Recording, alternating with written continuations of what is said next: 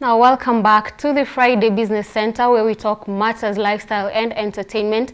And today we are going to be talking about filmmaking and women in the film industry. Now, women filmmakers are almost not seen in the country, yet they are pioneers of the industry. Despite the many challenges facing the Kenya film industry, women are still rising to produce more films that are gaining traction home and away. Our expert today, the awards director, Women in Film, and a lecturer at Kenyatta University, Department of Communication, Media, Film and Media Studies, Dr. Susan Gitimu, is here to explain dynamics surrounding women in the film industry. Karibu sana daktari. Asante sana. And first things first, why the name Beyond the Film?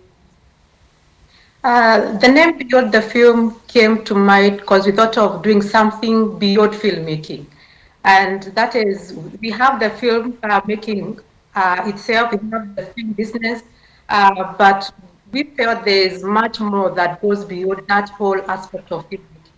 That is why we came up with the name Beyond the Film. All right. And generally, creatives have been underrated and underfunded from support from the government to filmmaking not being considered as a real job. If you tell someone you're a filmmaker or a photographer, a producer, they see it as something you do just for passion. Why are we seeing that happening? I think it is just how we were brought up to think that the arts cannot pay, to think that when you grow up, you just want to be a doctor, you want to be a lawyer. But I'm glad that that narrative is changing now. Because actually artists and filmmakers, they are able to make a living out of the art that they are making. So even as parents, we are getting to that particular point whereby if your child comes to you and they say they want to become a musician, they want to become a filmmaker, there's now that room for conversation and allowing children to pursue their art. And now that you have mentioned that part of parents wanting their parents, their children to go with that, to go on the field of medicine, what we know that they are the main careers. What exactly are you doing, you as a mentor, you as someone who's teaching filmmaking, to make parents understand that their child can be a musician, they can be a creative and still make a living out of it? I think one of the things is just by being a professional in that particular area and you are able to meet your needs, as in that is the first step. Seeing people in the industry who are actually doing it and actually making it, that is the first thing that parents actually see that actually this career can pay. And then again, when we come to the university where we are dealing with students, when they come in, we mentor them and let them understand that with this career, you don't have to have a side job. You can be an editor, you can be a cinematographer, you can be a lighting designer. I started as an editor, and for 10 years, editing is what I did. Before now, I moved to academia. And it is possible to live through or make a good living through art. All right, and talking about institutions, we are seeing that filmmaking is offered alongside other courses. If you're doing journalism, then you get a unit that has filmmaking in it. It is not like a core course on its own. Mostly it's now that is beginning to get there. Why is that happening in most big universities, big colleges? You're not getting filmmaking as a unit on its own, as a course on its own.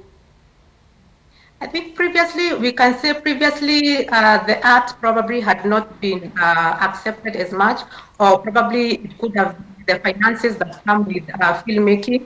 But moving forward, we have seen now institutions, they are having departments on their own. In Kenyatta University, you have your degree in film. In USIU, you have your degree in film. In KCA, you'll have your degree in film. So today, many universities, they're actually now separating film from communication, and you can actually come in and get a degree in that particular area. Whether it is film, whether it is animation, you can be able to pursue that, yes. All right, now tracing back to the history of filmmaking and the film industry in the country, we have seen that women are the pioneers of the industry, talking about Njoki Muhoho and Mungai, but again, they're not visible. They do not have that platform. You get that they're actually celebrated away more than we are celebrating them in Kenya. I just do not understand why we do not have the film culture in our country. Maybe make me understand why. And that is really, and And that is the reason why we came up with the Women in Film Awards, because we really felt women filmmakers are celebrated outside and they are not recognized here in the country.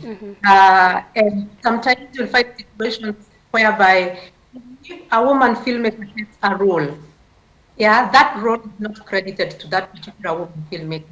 And we came up with ways that we can even be able to enlighten we women filmmakers. Put yourself out there. We will not know you are out there unless we see your work. Yes. Unless we see in your, and you know, right now we are in the age of social media, so you can be able to change your biography and indicate you're a filmmaker. These are the films that I'm making. This is what I am doing. As women filmmakers, as much as probably we've not been recognized at home, I think it is also because we often fail to put ourselves out there, to be recognized, to be seen in the things that we do. All right, and talk to me about the film culture. I'd ask you about that before, going to the cinema. How is that in our country?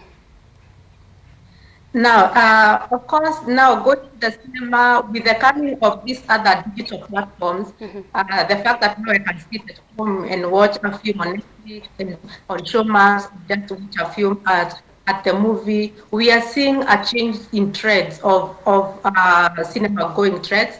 But I think Kenyans still appreciate going for the premiere of films, and that we can see with the films that have premiered recently, still getting their tickets getting sold out.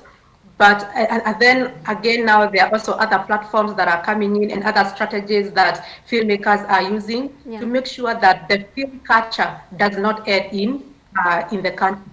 If I can take an example of the film GLL, after they premiered, they have a link in their website whereby you can just go on and buy the link and you can watch at the comfort of your home. So as much as probably not many people are going to theaters, the film culture is still going and exploring the different filmmaking platforms or film distribution platforms that are there in the country. Right. So are you saying, are you getting enough support as much as you'd want compared to other, maybe Hollywood, to Nollywood? Is Kenyan Riverwood, I believe, is it getting enough attention that it deserves? I can say right now we are getting to a place whereby we can competitively compete with other filmmaking industries. And that we can see with the number of films that are being produced every year and the quality of these films that are being produced. Of course, in 2020, when we thought the film industry will now collapse because of the lockdown and all that, we saw a number of films premiere on Netflix. And that was an indication that actually we are moving in the right. We are moving to compete competitively with other filmmaking industry. In terms of support, I think I would say it is how you position yourself. Filmmakers are getting support from the Kenya Film Commission with the grants that they are giving, and filmmakers have been able to do the same to make films. There are other organizations that if you also approach them with a good proposal, they can also be able to fund your film. So I think gradually the support is growing as we continue to make good films. But there's still room for more support, you call for more grants to be given to these small filmmakers so that they can grow, right?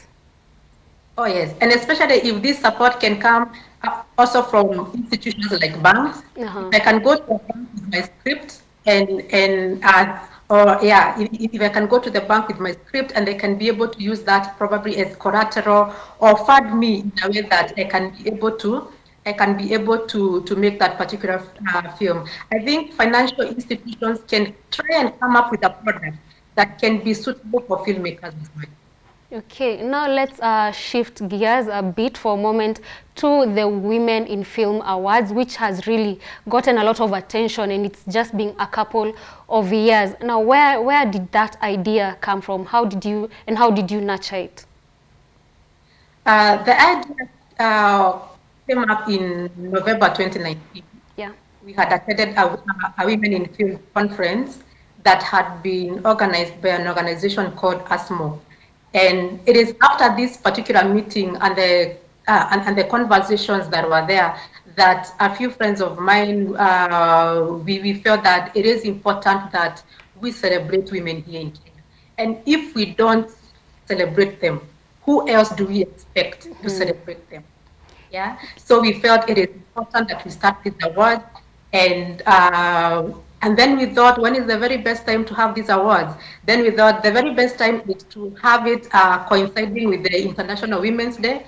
That is why we have the awards in March, and especially that week following the International Women's Day. All right, and as I mentioned earlier, it's been only a couple of years, seeing that this is the third edition. I should believe that is going to be done on March 8th. And how has the turnout been? The reception has been great. That I must say, the reception has been great. The women coming out to celebrate other women filmmakers, that has been very encouraging. Not only women per se, even men coming out to celebrate women filmmakers. I think that has been the most encouraging thing about the awards.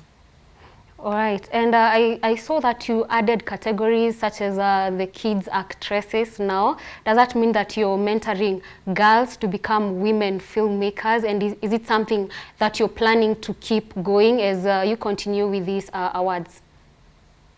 Now, since the first awards in 2020 and these awards, we've continued adding some categories that we feel that ought to be recognized. And by inclusion of the kids category is because one of them is to encourage the young girls to come up and become actors, actresses, and then again also to give them a level competitive field with just by themselves instead of putting them together with probably other seasoned actors or actresses who have been in the industry for such a long time. All right, and somewhere last week on 17th of February, there was a training or a mentorship program that was conducted in Kisumu by an NGO to help young filmmakers to build themselves in the industry. And I'm insisting the NGO because it is a non-government organization. Is the government really helping, or just they're there just seeing the film industry, they're not helping in any way, financial, training, mentorship? Oh yes, we can see with the and especially the Kenya Film Commission. In the previous years, we've seen them open filmmaking hubs in different parts of of the country because they want these hubs to train people from the grassroots level. Yeah, and this actually goes a long way to making sure that filmmaking is not just centralized in Nairobi. It can be done in Nyeri, it can be done in Embu, it can be done in Busia and other places. So not, if you just want to become a filmmaker, you don't have to come to Nairobi. And then again, what Kenya Film Commission come also up and give filmmakers grants. We have films like The Medicine Man that premiered last year or early this year. And that also part of the grants that came from the Kenya Film Commission. So we see the government is also coming up to help the women filmmakers or just the film industry at large. We've also seen their talks also to review policy surrounding filmmaking in Kenya, and that's why we've seen growth in the film industry. Also, not only because of the effort that the filmmakers are making, but also because the government is also putting a platform that is conducive also for the film. Okay, and in the list of the awards, I saw names that some we know, some we really don't know. What criteria do you use to vet candidates for the awards? Now, with Women in Film Awards starts with the public. So what happens is that we set out for the public to nominate women filmmakers. And the reason we decided to go the nomination way is because we want to recognize women filmmakers of all categories. Okay. Women filmmakers who are in the mainstream television. We also have women filmmakers or women filmmakers who are at the grassroots level, and we want to recognize a woman filmmaker of any category. So we start with the nomination, and once the nominations go out, it is the public that nominates the women filmmakers. And so after the closing of the nomination period, the jury sits down and then sifts through the names of the people who have been nominated. Of course, we can have someone who let's say let's say gets 200 votes Okay. or 200 nominations, but when the jury looks through the work that we have done, we can really not get like details of exactly what they have done. So the work of the jury is to sieve through the nominations. And then from the nominations, other than just somebody has been nominated, they sieve through and pick five or four, depending with the number of nominations. And it seems like the women really wanted a platform because this WIFA, Women in Film Awards, has really attracted a lot of people. People are talking about it on social media. I don't know whether, what are the plans that you have for women other than these awards, or something that is in these awards that you'd want to extend more to the women? Moving forward, what we want to do is training, and the first training that we want to come up with is training on a personal level. For me, yeah, I need to go out there as a brand. Yeah. So even in my social media, I want to brand myself as a filmmaker. Okay. And even when now I bring up one of the challenges that we have with women in film awards, when you're looking for these women filmmakers and what they have done, one of the challenges is that until today, women filmmakers, we are not putting ourselves out there. We are still being modeled. We don't want to be seen as if we are bragging. You know, if I say I am Dr. Susan, someone may say I am being proud. But that is something that I have done for myself. Yeah? And it is important that we just put it out there. If you are an editor, if you are a cinematographer, if you are a lighting designer, set designer, put your bio out there. Let people see what you have done. All Yeah. right. And it takes a lot to be a creative. I believe one has to be passionate, one has to be talented. And you as a lecturer, maybe, do you get students who just want to be creatives, yes, but the talent is not there, they're just passionate about it, yeah? And what do you do in such cases? And that is why the university, when you come to the university, they go through a variety of programs. And these programs, they actually mentor them not only to have that passion, but also to have that passion and also have the ability to to turn it into money or something like that. Look at it from the point of business aspect as well. That is something that I can be able to do. I love acting, but also I can make a living. I can also make a living out of it. So in the university, mentorship is making sure that this student understands that yes, you have a passion as an actress or as an actor or as a lighting designer, but how can you turn that around to make a living out of it? Yeah. All right, and is there maybe equipment when you talk about being a videographer? Are there equipments, cameras for the students to learn, or do they now get the theory part of it, just that, and then they come to the field and it's not exactly what they expected? I think several institutions they invest on equipment, knowing that filmmaking is not it is not a cheap it is not a cheap endeavor. I remember in KU when the department was being launched or the department was being launched, somebody said that filmmaking is not for the poor. So as an institution, if you cannot be able to buy the equipment, then leave filmmaking out of it. Yeah. So the various institutions that I have been, they have really tried to invest in equipment. And as much as some of these equipments are not what they will come to meet in the industry, my view about this is that it is not the camera that you're using that makes you a cinematographer. It is not the editing tool that you're using that makes you an editor. Once you get that skill, yeah, you can be able to work with any other camera that you get because you just need to to familiarize yourself with the equipment and know how it works. So from what they get from the institution, once they come to the industry, they're able to quickly adapt and move with whatever film equipment each and every company is using. All right, now filmmaking is not for the poor daktari. Now we get that finance can be a big challenge to the industry when making films. You need a lot of money because of locations and all that. What are the other challenges that are facing the film industry in the country? And maybe you can also delve into now specifically women in the film industry. Uh, Probably, what can I say?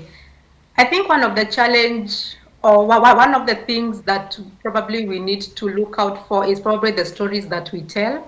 I think not that it's a bad thing.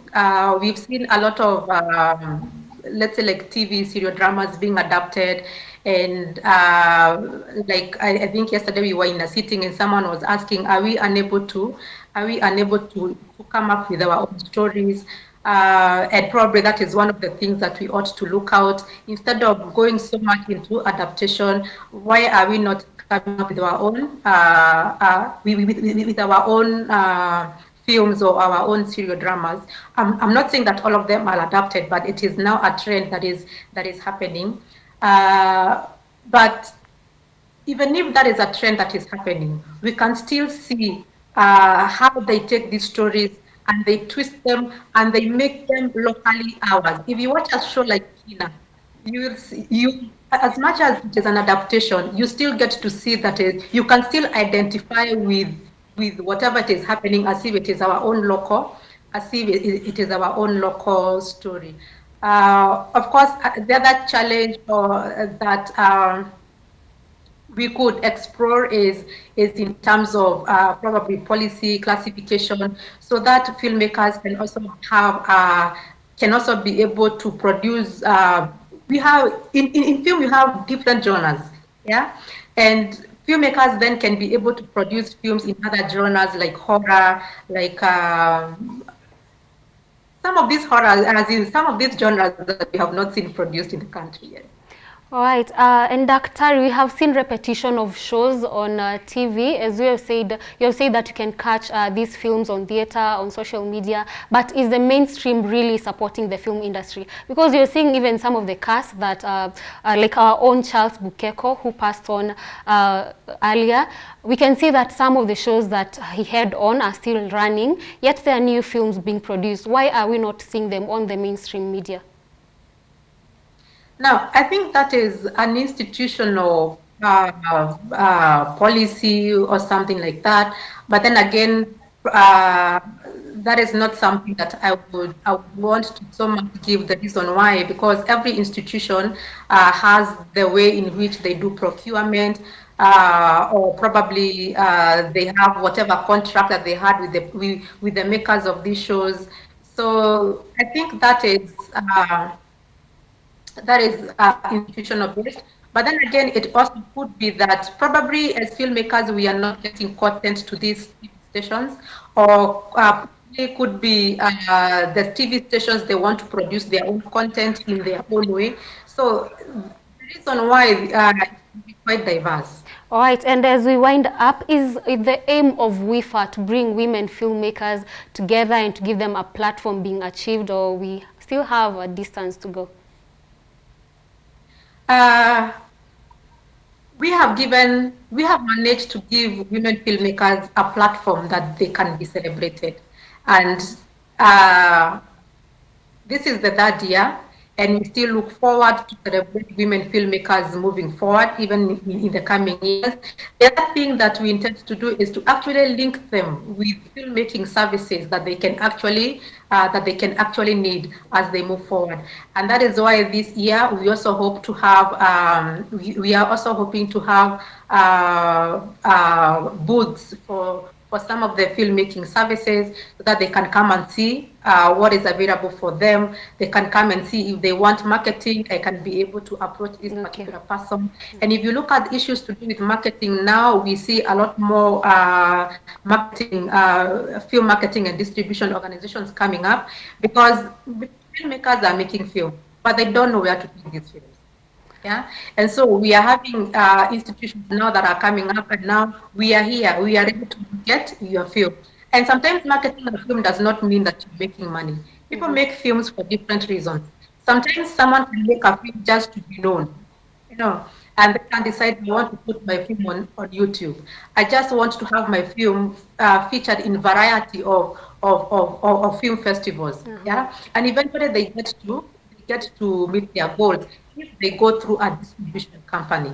Yeah? All So we right. want to link filmmakers with these institutions that they might need as they move forward to make their film. Okay, thank you so much, Dr. Suzanne Gitimu. We could go on and on and on. That was really informative. And that's all we had for you for the second part of the Business Center. But don't you go away, because we will be joining Stephanie Waswa, who will be giving us what's on in the entertainment world. My name is Wangari Njoroge.